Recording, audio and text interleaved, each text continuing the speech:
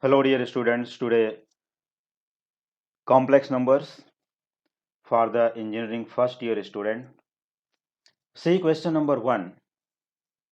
Evaluate 1 plus sine alpha plus I cos alpha entire upon 1 plus sine alpha minus I cos alpha whole raised to n. So you have to find the value of 1 plus sine alpha plus I cos alpha entire upon 1 plus sine alpha minus I cos alpha to the power n.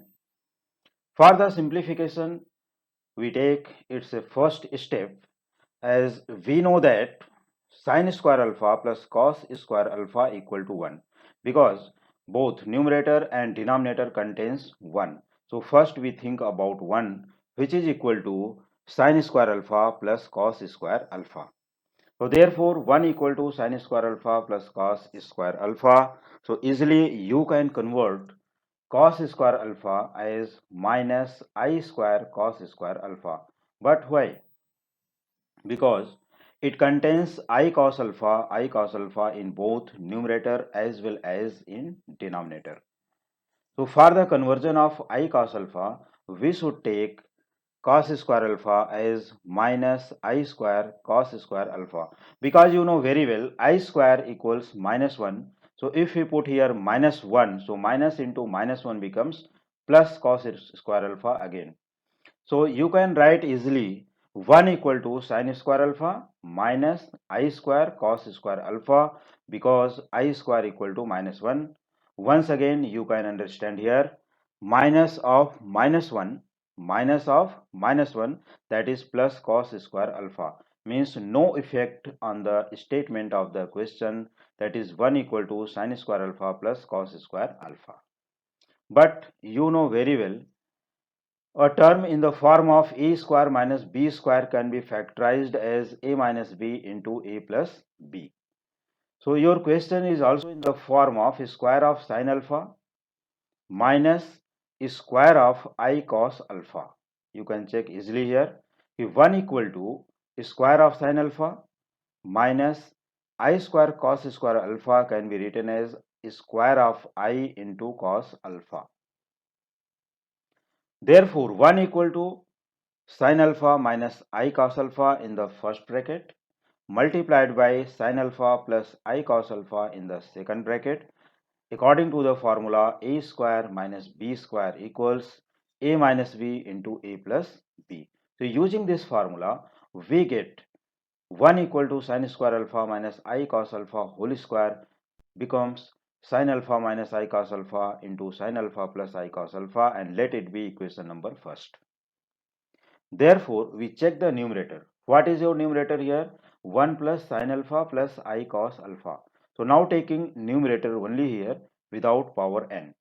So since 1 plus sin alpha plus I cos alpha, this is the numerator of your question, 1 plus sin alpha plus I cos alpha.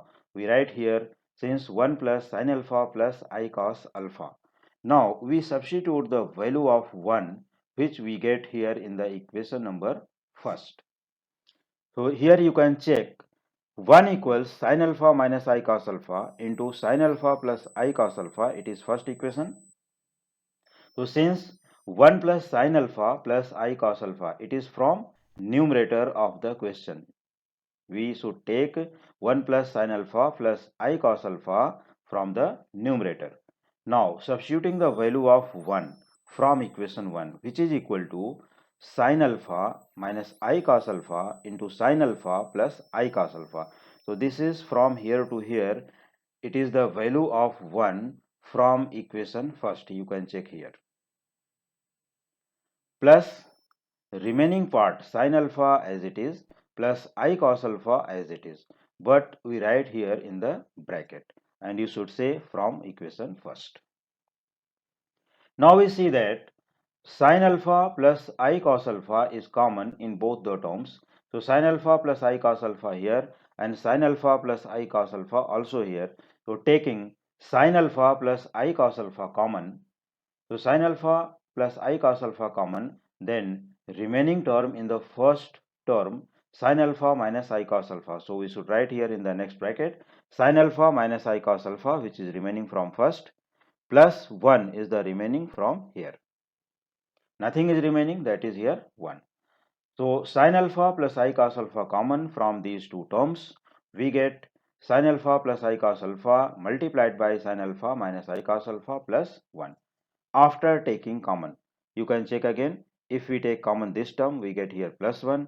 If we take common this term here, the remaining term will be sin alpha minus I cos alpha, which is here. Sin alpha minus I cos alpha.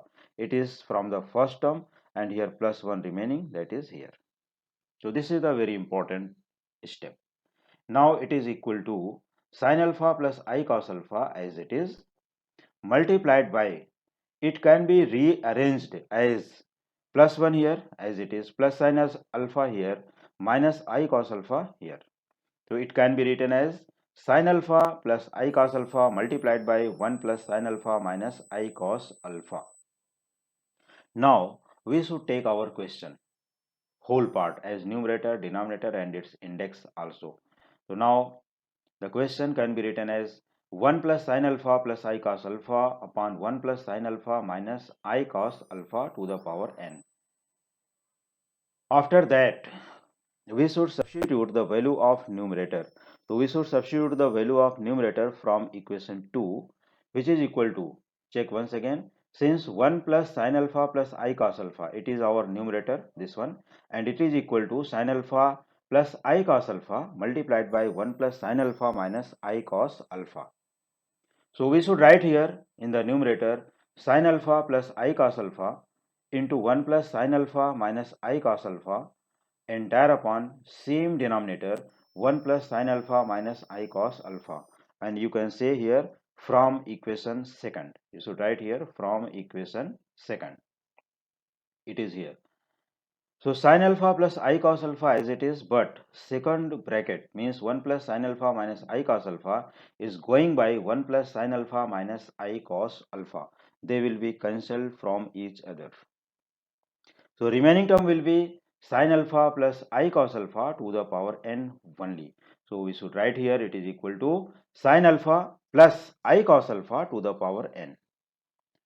Now sin alpha plus I cos alpha can be written in the form of pi upon 2 minus theta or pi upon 2 minus alpha. So sin alpha is cos alpha cos pi by 2 minus alpha. It is formula because cos 90 minus alpha is sin alpha. You have studied in the previous standards in school level or in college level. So cos 90 minus alpha is sin alpha because pi by 2 is 90 degree, or you can say sin alpha equal to cos pi by 2 minus alpha plus I as it is cos alpha is equal to sin pi by 2 minus alpha. It is also formula whole raised to n. Now we can apply de Moivre's theorem in this step. So we get here cos n into pi by 2 minus alpha plus I sin n into pi by 2 minus alpha. This is de Moivre's theorem. So cos, you know very well, cos theta plus I sin theta whole raised to n is equal to cos n theta plus I sin n theta. It is de Moivre's theorem. So here this will be cos n into pi by 2 minus alpha plus I sin n into pi by 2 minus alpha. This is the answer for your given question. So you can say 1 plus sin alpha plus I cos alpha upon 1 plus sin alpha minus I cos alpha whole raised to n becomes cos n into pi by 2 minus alpha plus I sin n into pi by 2 minus alpha. This is the general formula for the expansion of 1 plus sin alpha plus I cos alpha upon 1 plus sin alpha minus I cos alpha to the power n. For if value of n is given, so you can substitute the value of n directly in this step. You will get direct expansion for the multiple choice of the questions, and this question is very helpful for the solution of the other questions which are given for the proof or to find the value or evaluate, etc.